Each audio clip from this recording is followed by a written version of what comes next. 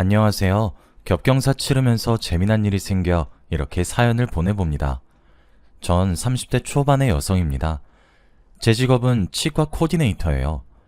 치과에서 수납 업무나 진료받기 전에 미리 상담을 하는 업무를 하고 있죠. 이렇게 말하면 의료인도 아닌 사람이 의료인인 척 한다고 조롱하거나 그렇게 일해서 돈이 배금 버냐고 무시하는 분들도 많으신데, 병원 코디네이터가 제 천직인지 워낙에 일을 잘해서 기존 봉급의 인센티브를 거의 2배로 받으면서 일을 해요. 게다가 제가 몸담고 있는 치과가 원장님 한 분밖에 안 계시는 전형적인 동네 치과인데, 제가 환자분을 세심하게 케어해드린 덕에 홍보가 제대로 돼서 병원을 찾는 환자분들이 확 늘었거든요. 원장님도 그 점을 알고 저를 제대로 대우해 주시는 거죠. 남편도 제가 근무하던 치과에서 만나게 되었습니다. 남편이 검진 때문에 치과를 찾았는데, 그때 치아 상태가 좋은 편이 아니었어서 꾸준하게 내원하면서 치료를 받았었거든요. 치과에 들릴 때마다 저를 만나서 치료에 대한 상담과 안내를 받다 보니 알게 모르게 친밀감이 생긴 건지, 그 다음부터는 치과에 들릴 때마다 피곤하지 않냐며 카페에서 달달한 음료를 사와서 건네질 않나, 나중에는 아예 자기 번호까지 남기고 갔죠. 저도 당시에 만나고 있던 사람이 없었고, 그분의 소심하지만 귀여운 표현에 구미가 당겨 사적으로 만남을 시작하게 되었습니다. 얼굴도 훈훈했고 무엇보다도 성격이 제가 꿈에 그리던 이상형에 가까운 성격이라 아이가 생긴 사실을 알자마자 혼인신고를 하게 되었습니다.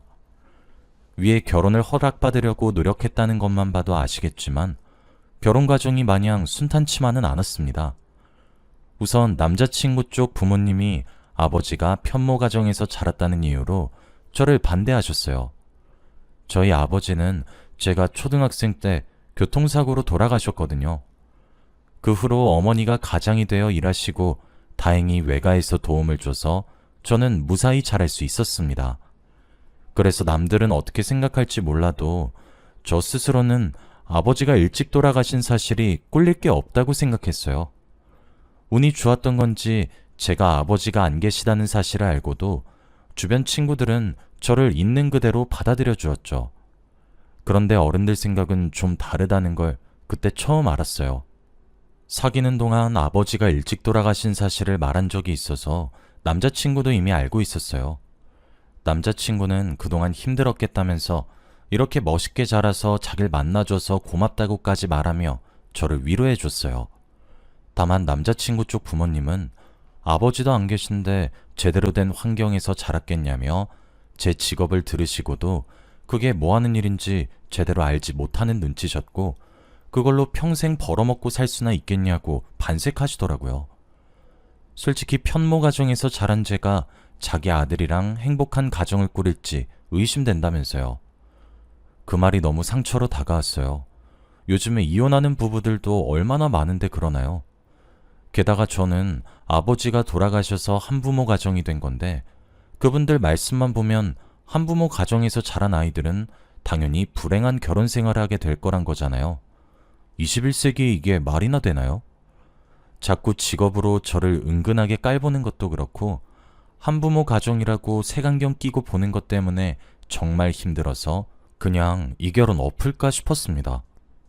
그래도 제가 참을 수 있었던 건 남자친구가 제 버팀목이 되어줘서였어요. 남자친구는 자기 부모님의 무례한 말들을 대신 사과하면서 그래도 결혼을 포기하지는 말아달라고 몇 번이나 간곡하게 부탁했었거든요. 남자친구는 저와의 결혼을 위해서 심지어 최후의 수단으로 부모님과 절연하고 저랑 함께 살려고 하는 것까지 고려했어요. 저도 결혼을 허락받으려는 과정이 너무 고통스러웠던 건지 남자친구 하나만 놓고 보면 정말 사랑했기 때문에 그냥 두 눈 질끈 감고 제가 남자친구 부모님께 납작 엎드렸어요. 제발 허락해달라고요. 저 하나 행복하겠다고 부모님 멀쩡히 살아있는 남자친구 고아 만들기 싫어서 차라리 제가 저 자세로 나가는 게 맞다고 생각했거든요. 물론 제가 저 자세로 나간다고 설득되실 분들은 아니셨어요. 그러던 차에 제게 아이가 찾아왔다는 사실을 알게 되었고, 아이가 생긴 마당에 더 이상 결혼을 반대할 수 없어 저희는 혼인신고를 하여 법적으로 부부가 되었죠. 남편에게 말하면 자기가 더 미안해하고 어쩔 줄 몰라 할까봐 아직도 저만의 비밀로 하고 있지만, 혼인신고 전에 시부모님께 임신 사실을 알리고 나서 며칠 뒤 저 혼자 시어머니를 뵈었던 적이 있어요. 시어머니는 지금 도저히 안 될 것 같으니까 결혼 노리고 임신 이용하는 거냐고, 이렇게 독하고 영악한 애가 다 있냐며 치가 떨린다는 듯이 그렇게 말씀하셨습니다. 어떻게 결혼 전에 아이가 다 생기냐고도 하시며, 역시 아버지 없이 자라서 그런지 조신하지 못하고 함부로 굴려먹는다고까지 하셨죠. 이 말은 지금 곱씹어봐도 어이없어요. 애를 저 혼자 만들 수 있는 것도 아닌데 자기 아들 얘기는 쏙 빼놓고 저만 나무라더라고요. 그래도 그때는 결혼이 너무 절실해서 시어머니께 어떤 비난을 들어도 다 한 귀로 흘려버렸습니다. 신혼생활은 태어날 아기랑 부부가 살기 좋은 투룸짜리 빌라에서 작게 시작했어요. 남편은 평범한 직장인이었고, 제가 또래에 비해 수입이 많은 편이긴 해도 쓸데없는 사치를 하는 타입은 아니었기 때문에 나중에 아이 자라면 그때 모아둔 돈으로 이사갈 심산이었죠. 남편도 동의한 부분이었고요. 그런데 그걸 두고도 시어머니는 집안에 남자가 없어서 모아둔 돈이 그렇게 없는 거냐고, 차라리 단독주택이 낫지 무슨 빌라냐 하면서 혀를 끌끌 차셨습니다. 자기 딴에는 귀한 아들이 빌라에서 사는 게 싫었나 봐요. 아무튼 시어머니는 결혼하고 나서도 집안에 남자가 없어서 그렇다는 걸 단골 핑계로 삼으시면서 계속 저를 트집 잡으셨어요. 맞는 핑계나 다름없었습니다. 제가 살림을 못해도 가훈이나 생활 지침을 가르칠 아버지가 없어서 그렇다고 했고, 제가 돈을 벌어서 한우 세트를 사들고 시댁을 찾아가도 아버지 없이 자라서 그런가 실속은 없고 허울만 좋다며, 사치가 이렇게 심한데 자기 아들이 벌어다 주는 돈 막 쓰냐고 하셨죠. 저는 어느새 돈 써서 사람 환심 사려는 영악한 며느리가 되어 있었습니다. 시어머니께 흠잡히기 싫어 막달이 될 때까지 병원 나가서 제 힘으로 돈을 벌었었는데, 시어머니는 그걸 보고도 독하다면서 질색하시더라고요. 이때쯤 되니까 저도 체념하게 되었어요. 제가 뭘 하든 시어머니는 저를 싫어하는가 보다, 아무리 잘 보이려고 애를 써도 내 입만으로는 안 되는 게 있는가 보다 하고 인정하게 되었습니다. 제가 만약 아이를 걱정해서 직장을 그만두거나 휴직을 했어도 임신이 유세인지 자기 아들 돈을 물쓰듯 쓴다고 꾸짖을 게 뻔했어요. 시간이 지나 저는 아들을 출산하게 되었습니다. 그런데 병원 찾아와서 시어머니 하시는 말씀이 참 가관이었어요. 그래, 딸이면 어쩔 뻔했냐?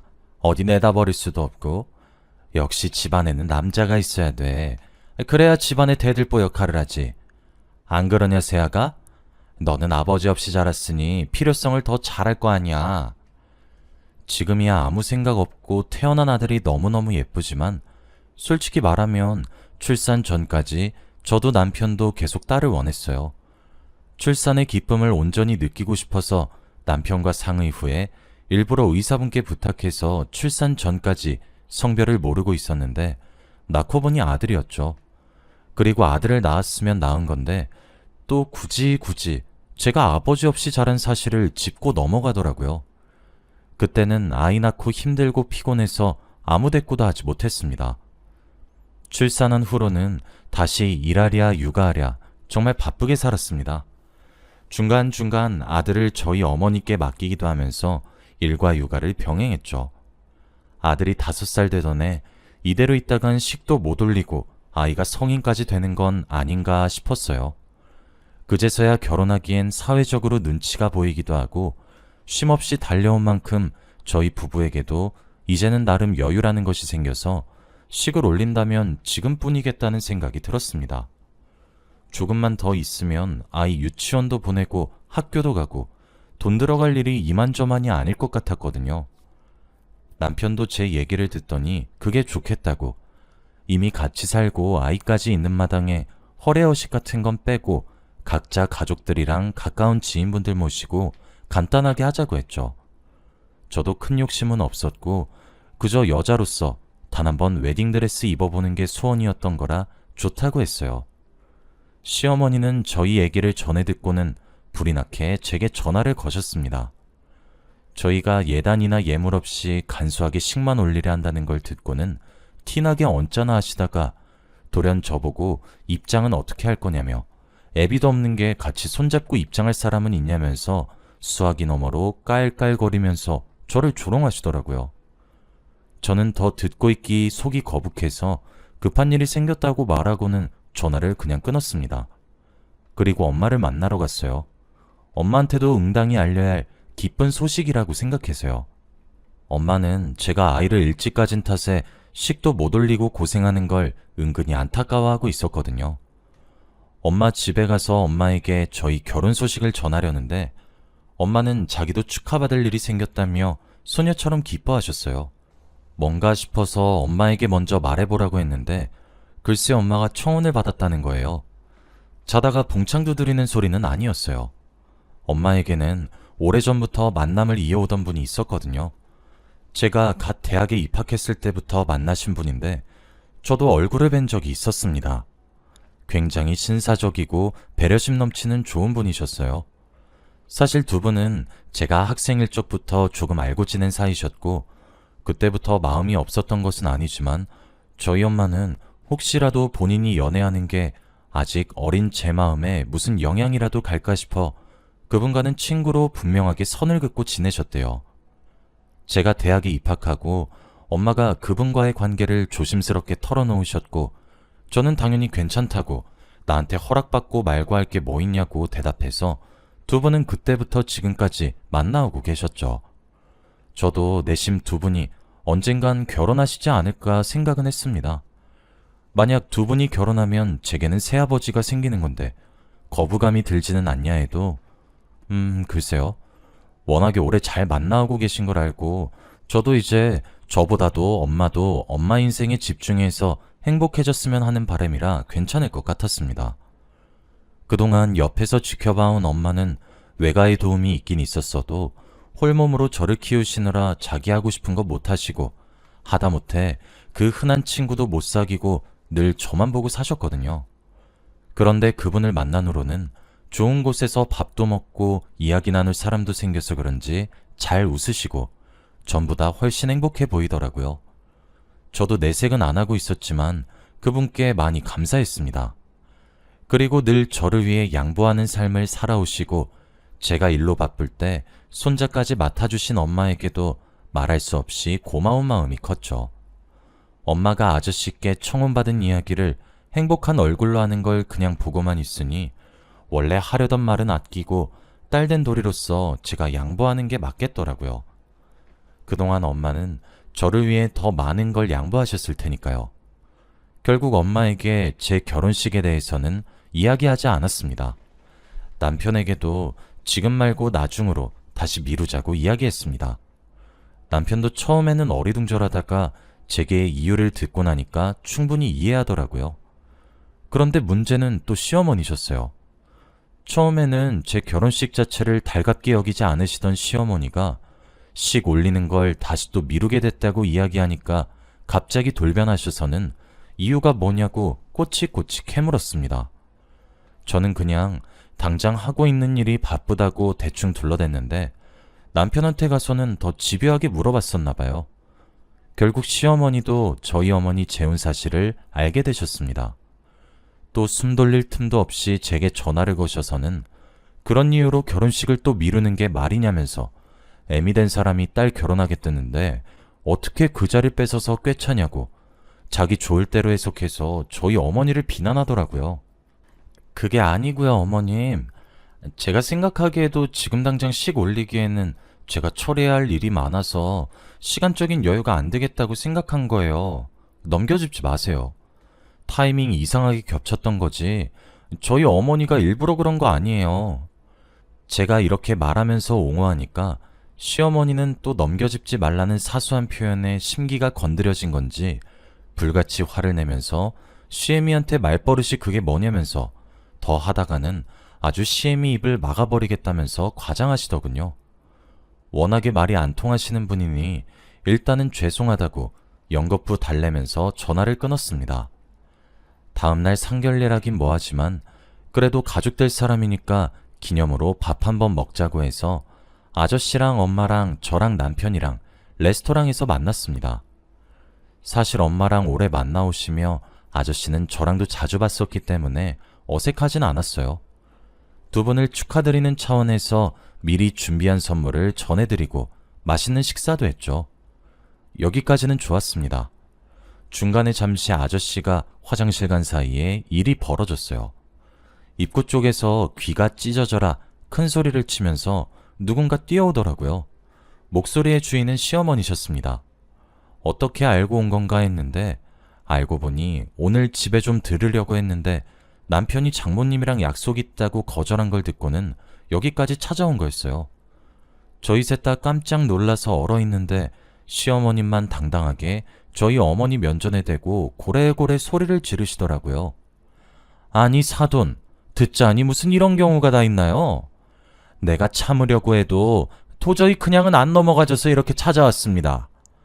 결혼을 해도 당연히 애들 결혼이 먼저지. 어떻게 청혼받았다고 홀라당 자기가 먼저 결혼할 생각을 하나요?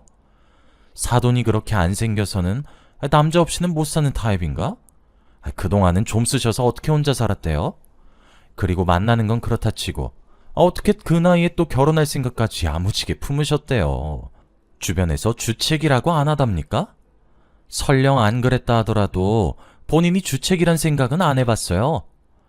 쉴 틈 없이 폭언을 퍼부으시는 시어머님 때문에 저희 어머니는 사색이 되어 지금 자기가 뭘 듣고 있는 거냐며 모욕감과 분노로 손을 부들부들 떠시더라고요. 남편도 미친 거 아니냐며 왜 이러냐고 자기 엄마를 말렸지만 시어머니는 브레이크가 고장난 것처럼 구셨습니다. 그때였습니다. 반대편에서 아저씨가 달려오시면서 아까부터 다 들었다고 지금 뭐 하는 거냐고 시어머니를 막았었어요. 누구든지 자기 앞길 막는 건 다 박살낼 기세로 굴던 시어머니가 갑자기 넋이라도 놓은 것처럼 놀란 표정을 짓더라고요. 그러고는 아저씨 재킷을 붙잡고 자기 기억 안 나냐면서 어떻게 아시는 건지 아저씨 이름을 부르시는 거예요. 아저씨는 깜짝 놀라서 누구냐고 혹시 자기라냐고 되물었습니다. 그랬더니 시어머니가 어떻게 자길 까먹을 수 있냐며 소리치더군요. 자기가 편지도 자주 보내고 집까지 자주 찾아갔었는데 어떻게 모를 수가 있냐면서요. 아저씨는 심각한 표정으로 잠시 생각에 잠긴 듯 하더니 이내 설마 하는 표정으로 시어머니 이름을 부르는 거예요. 가만히 지켜보던 저랑 엄마 그리고 남편은 정황상 두 분이 젊었을 적에 연인 관계였나 짐작하고 있었습니다. 그런데 그런 게 아니었어요. 아저씨는 소름 끼친다는 표정으로 시어머니를 멀리 떼내고는 그게 당신이었냐면서 노려보더라고요. 대체 무슨 일이 있었던 거였냐 하니 아저씨는 어이없다는 표정으로 자기한테 있었던 일을 털어놓았습니다. 아저씨가 대학생 때 갑자기 누군지 모르는 사람으로부터 편지가 자주 오기 시작했대요. 근데 그 내용이 갈수록 이상해졌대요. 처음에는 단순한 고백 편지나 러브레터 같은 거라 대수롭지 않게 여겼는데 자기 여동생이랑 슈퍼에 다녀온 다음날 온 편지에는 그 여자는 누군데 같이 다니면서 자기만 보라고 하는 둥, 버스에서 다른 여자한테 함부로 웃어주지 말라고 하는 둥, 누가 봐도 자기 일거수일투족을 지켜보고 있다는 느낌이 드는 편지들이 왔다고 하는 겁니다. 게다가 그 강도랑 빈도가 점점 심해져서 하루는 아저씨가 집에 혼자 있었는데 또 어떻게 알고는 현관문을 두드리기도 하고 그 앞에 가만히 서 있기도 했다고요. 대놓고 뭐 하는 짓이냐고 하기엔 무슨 일이 벌어질지 몰라 무서워 차마 말하지 못하고 그냥 참았다고 해요. 그러다 얼마 안 있어 다른 지역으로 집을 이사하게 되면서 그 스토커는 자연스럽게 잊혀졌다고 하더라고요. 아저씨가 시어머니의 이름을 아는 건 시어머니가 하는 말이 묘하게 이상해 가만 생각해보니 자기가 학생 때 스토킹 당한 일이 생각났고 혹시나 해서 그때 편지에 적혀있던 이름을 말한 거였다고요. 시어머니가 그 스토커였던 거죠. 아저씨가 넌더리 난다는 표정으로 시어머니를 노려보니 시어머니는 그동안 어디 갔었던 거냐며 자기가 찾아다니다 안 돼서 포기하고 다른 사람이랑 결혼했다고 한탄하듯 말하는데 소름이 다 끼쳤습니다. 아저씨는 다가오지 말라고 경고하고 저희 어머니께 다가가 괜찮냐고 물었습니다. 그 모습을 본 시어머니는 갑자기 고성을 지르더니 자기는 한 번도 아저씨를 잊었던 적이 없는데 어떻게 자기 말고 다른 여자를 만날 생각을 다 하냐며 용서 못한다고 정신이 나간 사람처럼 달려들어 저희 어머니 얼굴을 마구 핥히더군요. 모두가 당황해 시어머니를 떼어놓으려 애썼고 그 사이에 제가 경찰에 전화했습니다. 결국 경찰이 와서 상황이 진정되었어요. 사건 정황을 들은 경찰이 확실한 조치는 나중에 취해지겠지만 얘기 듣기로는 접근금지 처분까지 가능할 수 있겠다고 하시더군요. 자기 엄마가 피운 난동을 남편이 대신 사과했습니다. 미리 얘기 들은 대로 시어머니는 저희 어머니와 아저씨에게 접근금지 명령이 떨어졌어요. 시아버지와는 원래도 충돌이 잦으셨는데 이 일이 있고부터는 시아버지께서 진지하게 이혼을 고려하고 계신 것 같더라고요. 그동안 저희 어머니와 아저씨는 무사히 결혼식을 올렸습니다. 괜히 벅차올라서 주책맞게 울었어요. 엄마도 식장에서 저더러 양보해줘서 고맙다고 몇 번이나 울더라고요. 중간에 불미스러운 일이 있었지만 두 분이 이제 공식적인 부부로서 행복하게 사셨으면 합니다. 그 후로 시어머니와 교류를 하고 있지도 않습니다. 남편은 의무적인 전화만 몇 번 하는 것 같은데 아직 자기 엄마가 한때 스토커였다는 거나 정신 나간 사람처럼 달려든 일이 뇌리를 떠나지 않고 있나 봐요. 엄마랑 새아버지도 결혼했겠다. 저희도 슬슬 결혼 준비를 해야 하는데 고민이 이만저만이 아닙니다. 시어머니께서 그렇게 연불하던 아빠가 생겼는데 막상 제가 아빠 손잡고 신부 입장하는 건 직접 못 보시게 생겼어요. 여전히 접근금지 처분이 내려져 저희 결혼식에도 참석 못 하실 것 같아서요. 그래도 가족인데 이렇게 되는 게 썩 반갑지는 않지만 사실 그동안 시어머니한테 트집 잡힌 것들 생각하면 비밀이지만 한편으로는 속이 시원하기도 해요. 제 이야기는 여기까지입니다. 가만 보면 인생은 굴곡 없이 평탄하게 사는 게 최고인 것 같아요. 그래서 평범하게 사는 게 제일 어려운 일인지도 모르겠습니다. 여러분은 부디 평범한 행복을 누리시길